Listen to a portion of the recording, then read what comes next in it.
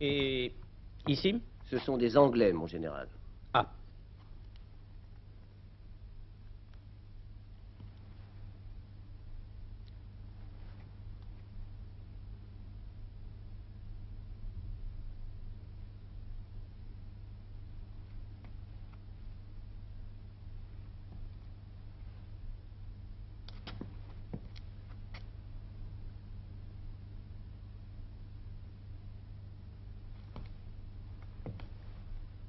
Vous êtes anglais, m'a-t-on dit? Non, mon général, français. Engagé volontaire des deux guerres. Ah. Bon. Alors, vous, peut-être? Pierre Bloch, mon général, français, député, conseiller général, officier de réserve, prisonnier de guerre évadé. Pourtant, vous m'aviez bien dit... On les appelle les Anglais. Tenez, en voilà un. Vous êtes anglais? Oui, mon général. De quelle région de l'Angleterre? Je suis né à Bécon-les-Bruyères, mon général. Moi, je suis né à Londres, mon général. Amusant. Cheat or bust. Cheat or bust. Qu'est-ce que ça veut dire? C'est intraduisible, mon général. Le plus rapprochant serait sans doute, si je peux me permettre, merde ou crève.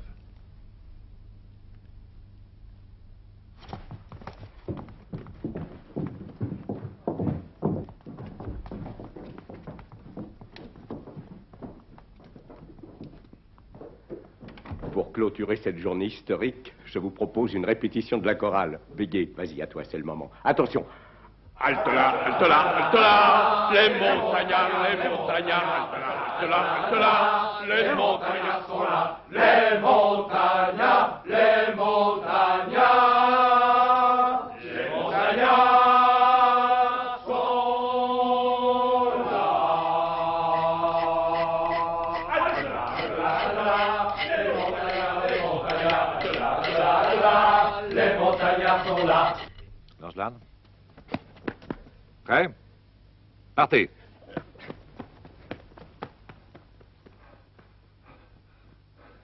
Combien? C'est encore beaucoup trop, 27 secondes. Alors, Père Fleuret, on s'accoule douce? Tu crois que je sais pas pourquoi que vous faites toutes ces simagrées? Quelle simagrée? Vous avez qu'une idée en tête, hein? Vous évadez.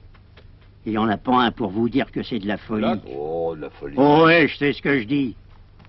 Avec les barbelés, les projecteurs et les gardiens qui ont tous des fusils, pas un de vous en sortira vivant. Mais vous connaissez pas le Père Fleuret. Je saurais bien vous empêcher de vous suicider. Et quand on sortira d'ici, eh ben vous me remercierez. Je me suis servi de celui-là pour entrer en rapport avec d'autres. Et j'en ai trouvé deux qui sont des types formidables. Ils marchent avec nous à fond. L'un des deux a même demandé s'il ne pouvait pas partir pour l'Angleterre avec vous. Sans blague. Tu nous vois arriver à Londres avec notre geôlier? Ne plaisante pas, ils prennent ça très au sérieux.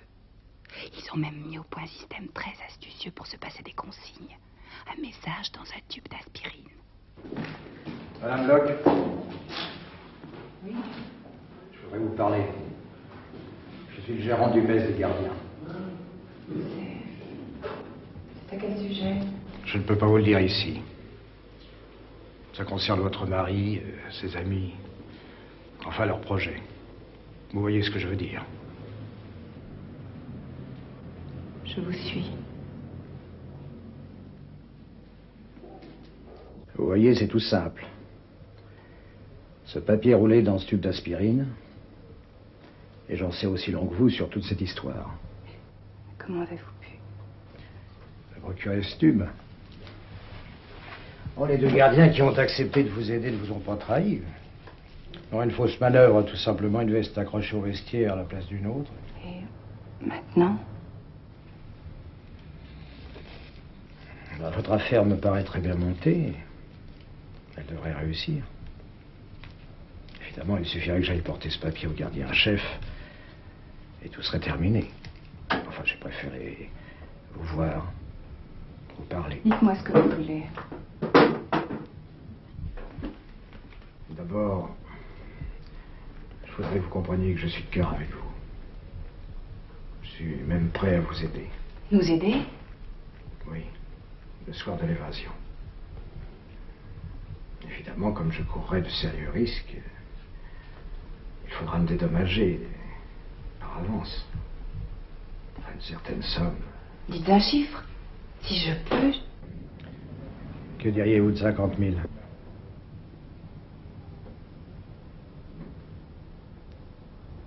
Que diriez-vous si nous faisions comme à Marseille les jours d'élection? Je vous apporterai 50 moitiés de billets de 1000 avant l'évasion.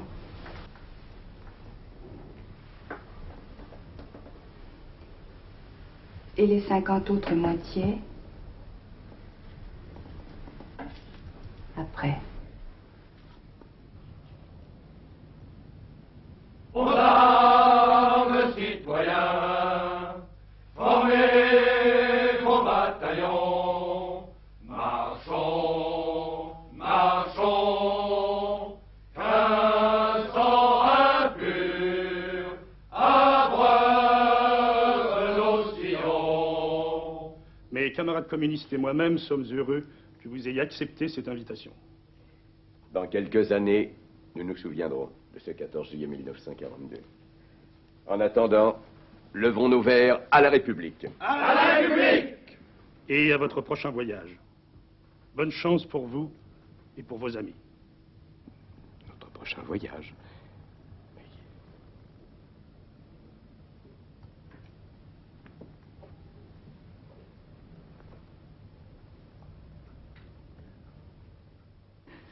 Pour rien. Pour un mot un peu vif, parce qu'il voulait me faire décrocher un drapeau à Croix de Lorraine. Très bien, privé de parloir libre, monsieur le député. Justement aujourd'hui, avec eux. Ça ne fait rien. Il voulait te voir pour fêter le 14 juillet.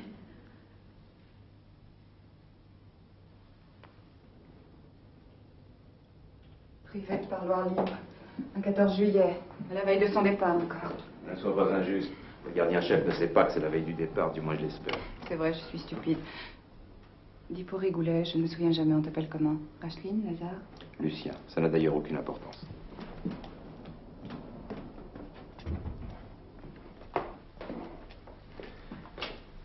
Bonsoir.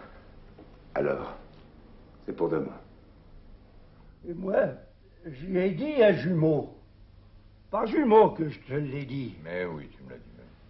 Ces conneries-là, tant que le père Fleuret tiendra debout, il saura bien vous empêcher.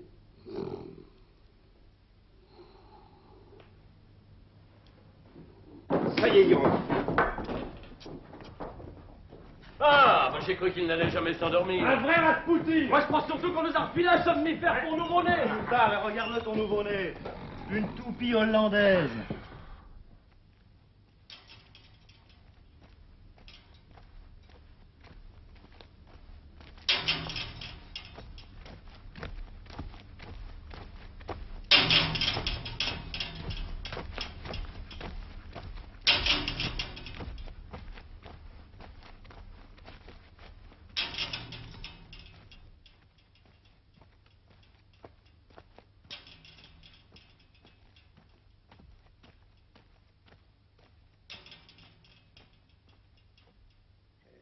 Elle est en liberté provisoire.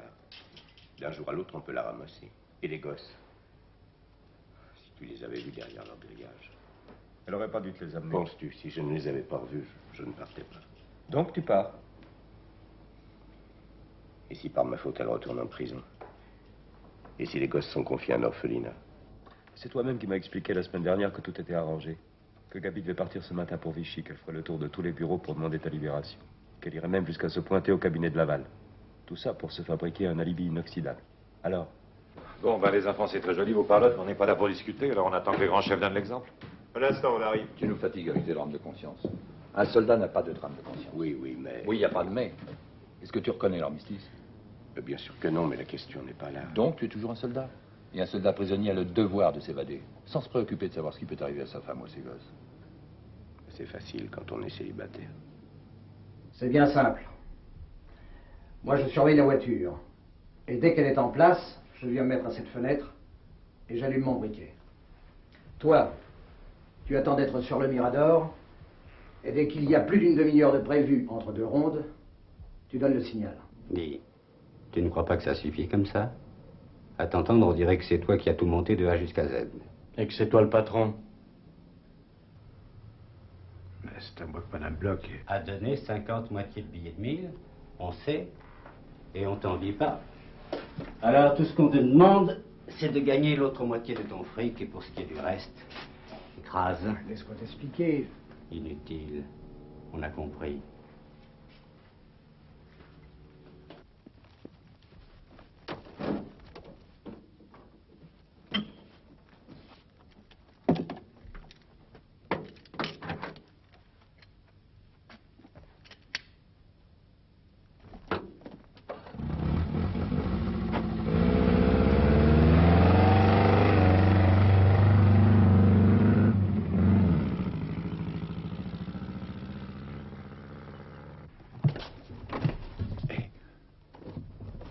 Bah, t'attends pas que la lumière soit éteinte? Penses-tu personne n'ira regarder au-dessus de la porte?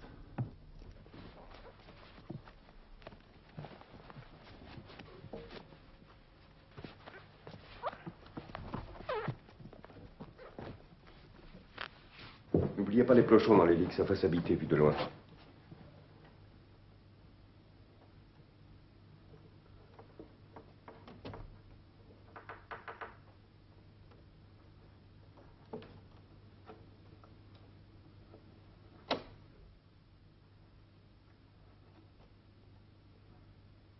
Nous sommes bien d'accord.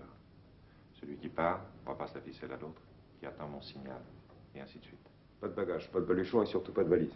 N'oubliez pas que nous avons affaire du plat-ventre sous les barbelés.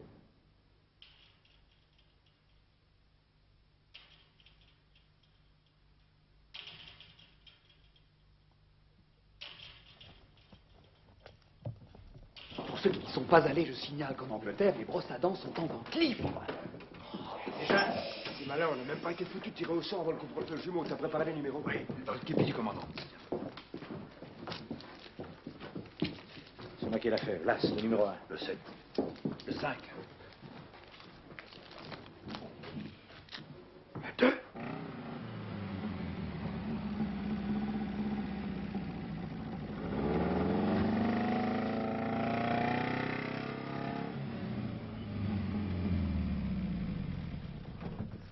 Qui va là? Un ami de Gabriel. Ah bon? Bon, ben, je vais leur signaler que vous êtes arrivé.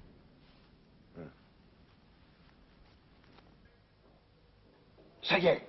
Ça y est quoi? Le briquet. Mirador? Non, devant le mess. La voiture de ces messieurs est avancée. Encore!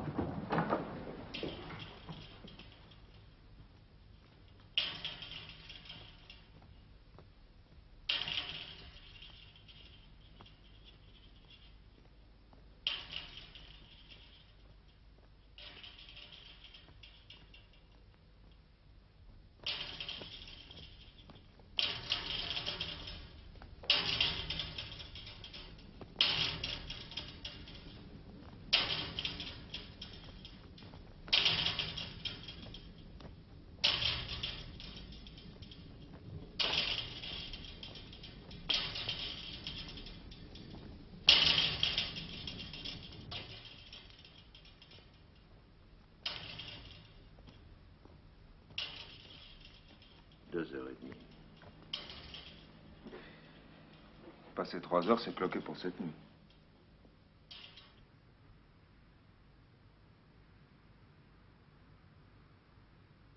Il suffit d'un paysan qui passe et qui trouve bizarre de voir cette carriole ici, l'alerte est donnée.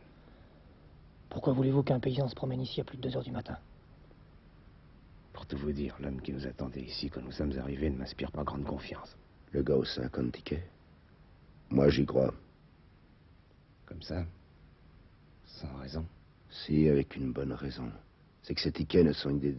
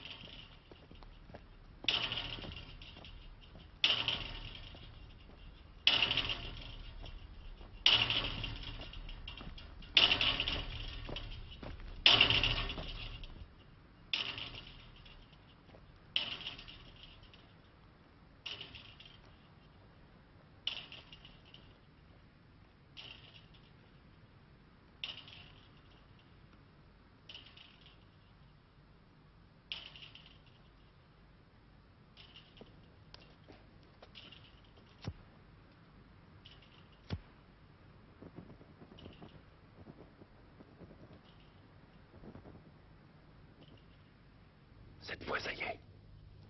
Du Mirador.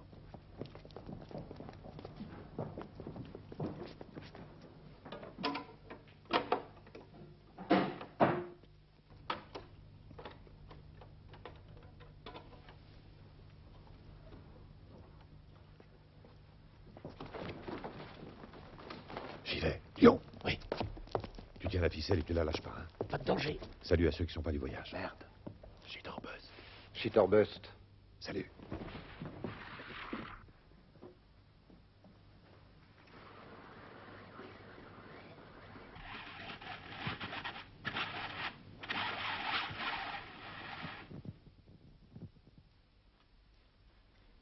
Ça y est. Elle va bien pour 3 ou 4 minutes. Qu'est-ce que je fais de la clé? Je l'emporte comme fétiche? Non. Il vaut mieux pouvoir refermer derrière vous. Ça risque de retarder l'alerte. Tiens. Ne te fais pas prendre avec, ils vont faire des fouilles. Sitôt le dernier parti, je referme. Et je la balance par la fenêtre.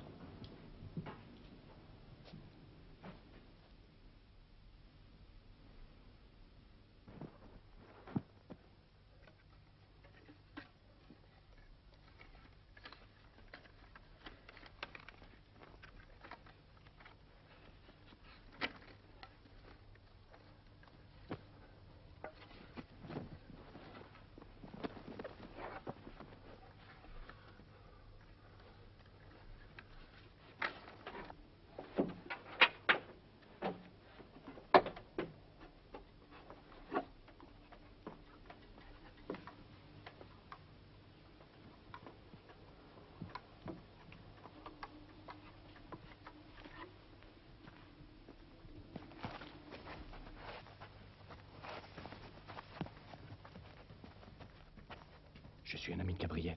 Ah bon, c'est toi qui pars avec nous? Oui, si vous voulez bien de moi. Vas-y, traîne la ligne. Avec la valise. Allez.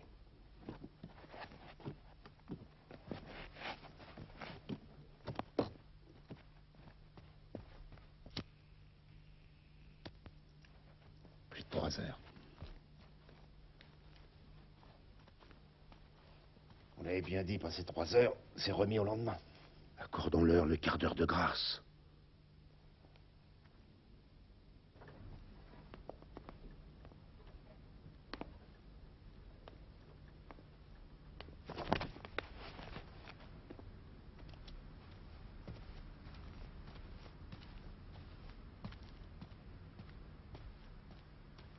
Vas-y, continue, c'est l'approchement charge.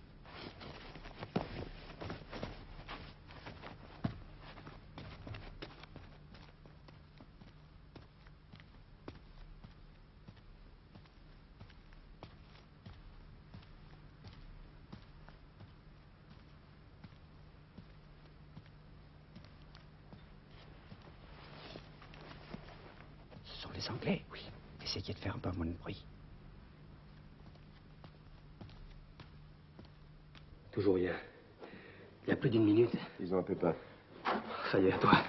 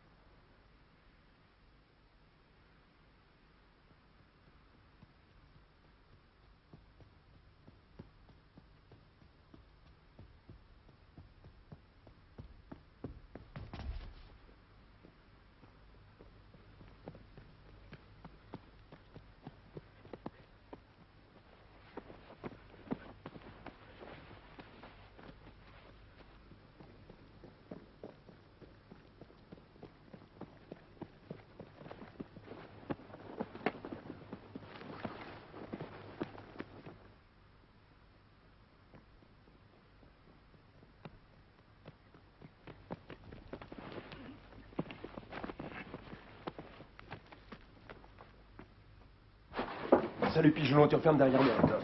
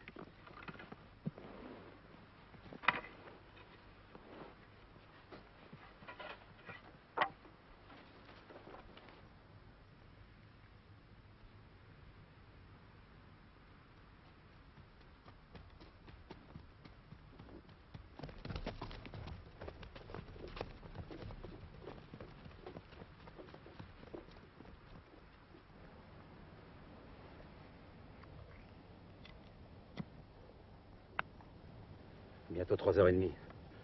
Votre quart d'heure de grâce. Et voilà! Pas de fusion, pas de Salamalek, en voiture en vitesse. Ouais.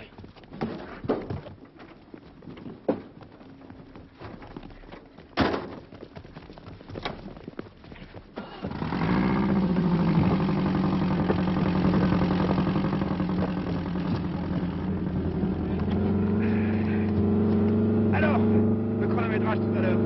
12 secondes encore battues.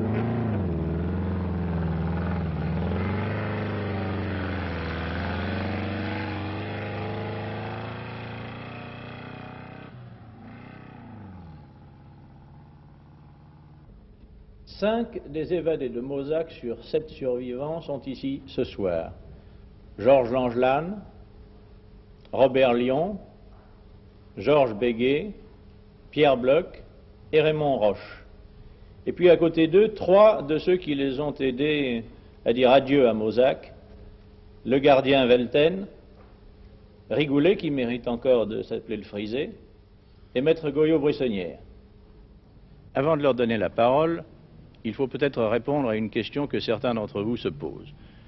Pourquoi avoir choisi justement d'évoquer l'évasion de Mozac, alors qu'il y a eu au cours de la dernière guerre des évasions plus spectaculaires, plus dramatiques, plus périlleuses aussi, et qu'il y a eu des prisons dont le régime était plus sinistre, Fresnes, Montluc, sans parler des camps de concentration en Allemagne. Si nous avons décidé de braquer les projecteurs et les caméras sur le camp de Mozac, c'est parce que d'abord cette évasion avait quelques caractéristiques intéressantes. Réalisée très tôt, en 1942, dans la zone dite libre, par ces gens du réseau Buckmaster que l'on a trop souvent oublié, dont on a minimisé l'action, et surtout parce que, comme l'a dit l'historien anglais Foote, l'évasion de Mozac a été une des plus payantes de toutes celles réalisées au cours de la dernière guerre mondiale. Pourquoi payante? Eh bien, pour le savoir, il suffit d'évoquer ce que sont devenus, après être arrivés en Angleterre, les évadés de Mozac. 6 d'entre eux ont été renvoyés en France pour y reprendre le combat, la plupart comme chefs de réseau. Et le premier d'entre eux, cela ne vous surprendra pas, ce fut Trotobas, Michael Trotobas, Georges Langelan. Trotobas est revenu en novembre 1942 et pendant un an, exactement un an, il s'en est donné à cœur joint. Déraillement, sabotage, même de grands déraillements. Comme chef de réseau? Oui, il a créé le réseau Sylvestre Farmer qui opérait dans le nord, dans la région de Lille, Roubaix, Tourcoing, Arras. Les Allemands lui ont fait l'honneur de l'attaquer avec un régiment entier quand ils l'ont eu. Et il en a abattu plusieurs d'ailleurs, avant d'être lui-même abattu. Le suivant à revenir en France, ça a été Bouguenec. Bouguenec alias Francis Garel. Robert Lyon.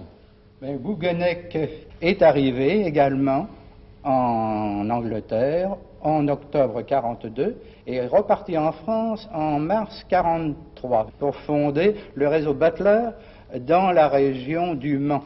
Et puis le réseau a été plus ou moins pénétré par certains éléments qui subsistaient du désastre du réseau Prosper, oui.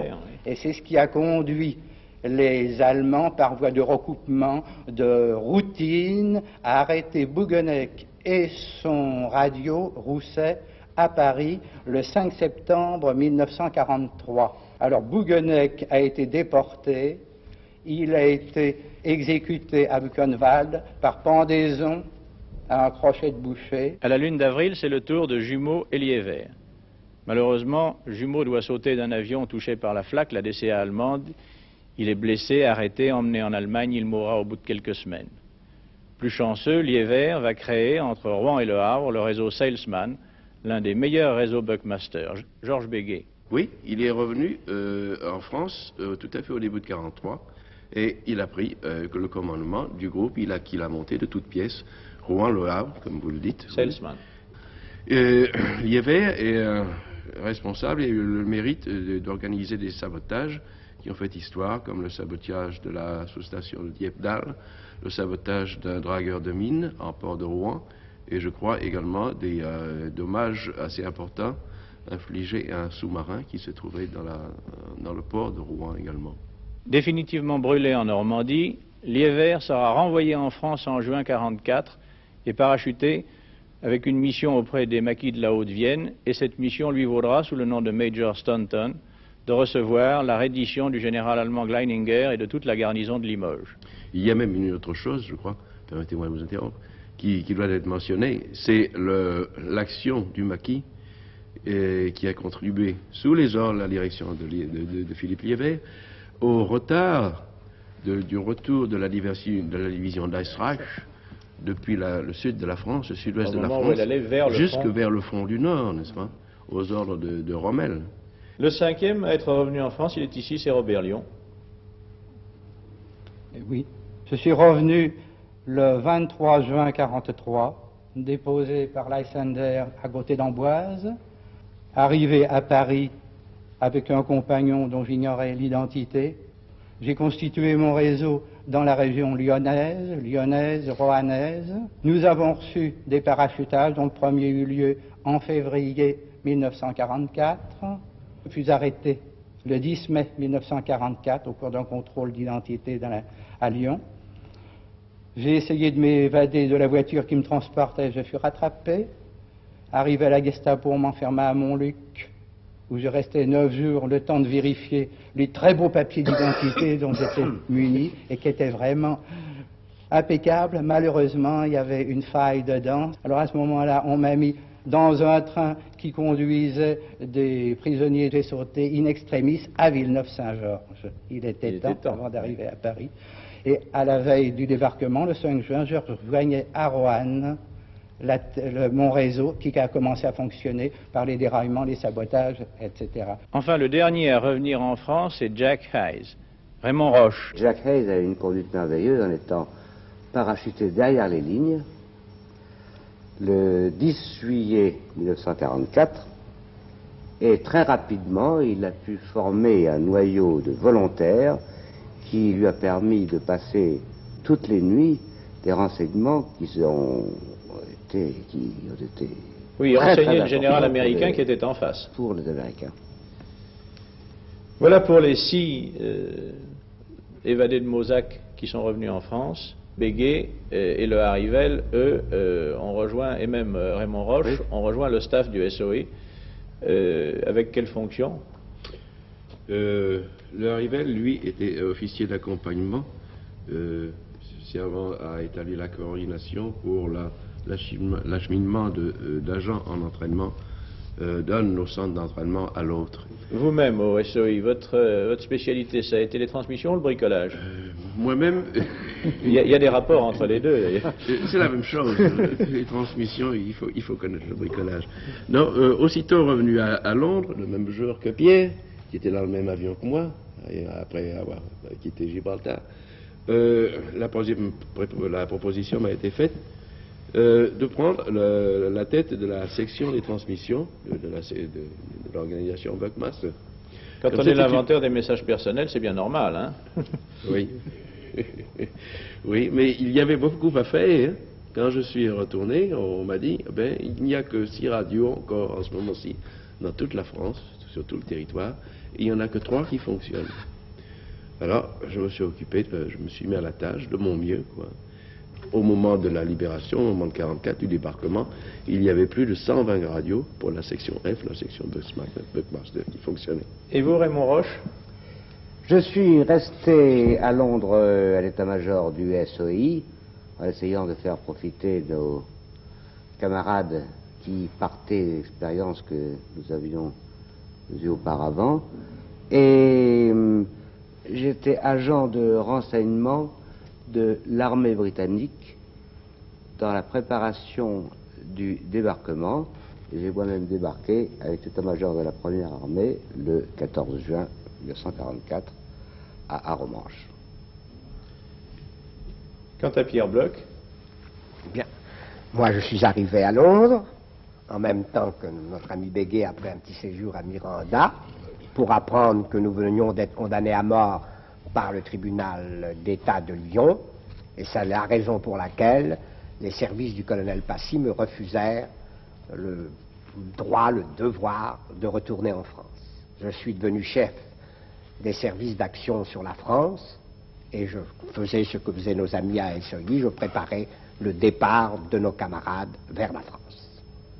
Et ensuite, tu es devenu l'adjoint de Ensuite, la je suis allé à Alger, je suis devenu commissaire adjoint à l'intérieur du gouvernement provisoire, ce qui m'a donné la joie d'atterrir près de Toulouse quelques heures après le départ des Allemands et de me rendre immédiatement à Mozac pour revoir si le camp existait toujours.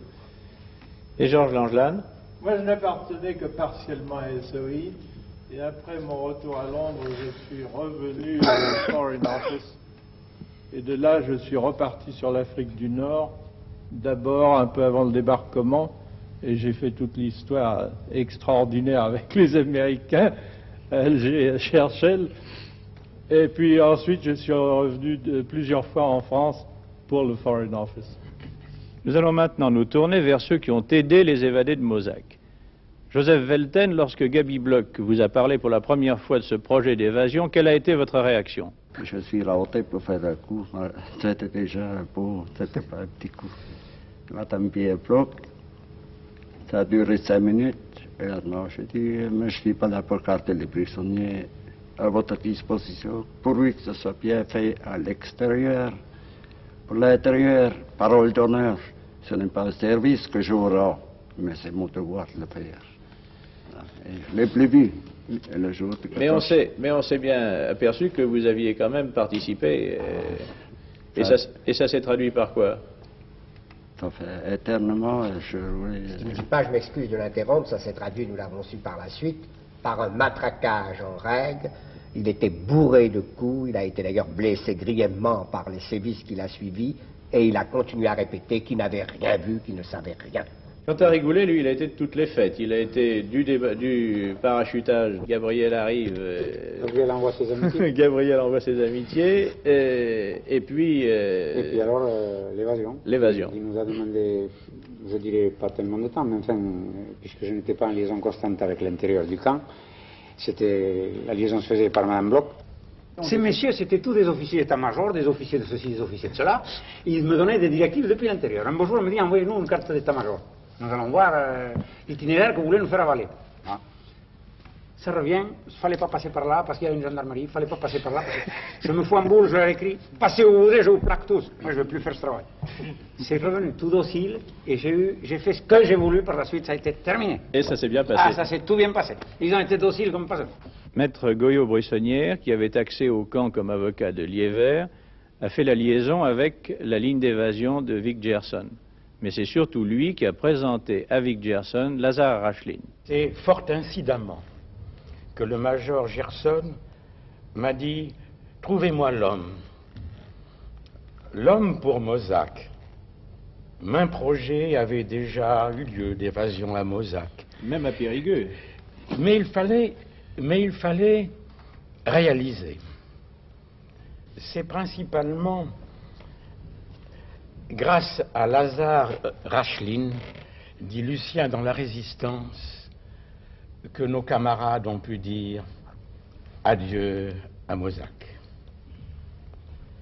Je l'ai donc désigné immédiatement à Gerson, et Gerson m'a dit « Ok, Cela se passait à l'hôtel Cécile à Nice. Lazare Rachline a certes joué un rôle important dans l'évasion de Mauzac, mais ce rôle finalement est peu de choses à côté de celui qu'il jouera par la suite dans la Résistance, comme adjoint de Gerson, puis au BCRA, et lorsqu'il reviendra d'Angleterre en avril 1944, avec un ordre de mission signé du général de Gaulle, pour réorganiser les services de la délégation en France, délégation civile et militaire. Ce sera la mission clé, et Lazare Rachline s'appellera Socrate. Mais tout ceci nous éloigne du camp de Mauzac, et je crois que Langelan a encore quelque chose à dire. Tant qu'on est sur le camp, il y a un point que je veux absolument marquer, c'est que quels que soient les mérites, et j'en disconviens pas, bien au contraire, de Rachline et des autres, la cheville ouvrière, celle qui a tout permis, celle sans qui rien n'aurait été réussi, c'est Gaby. Et je veux lui rendre cet hommage. On peut le dire puisqu'elle n'est pas là. Oui.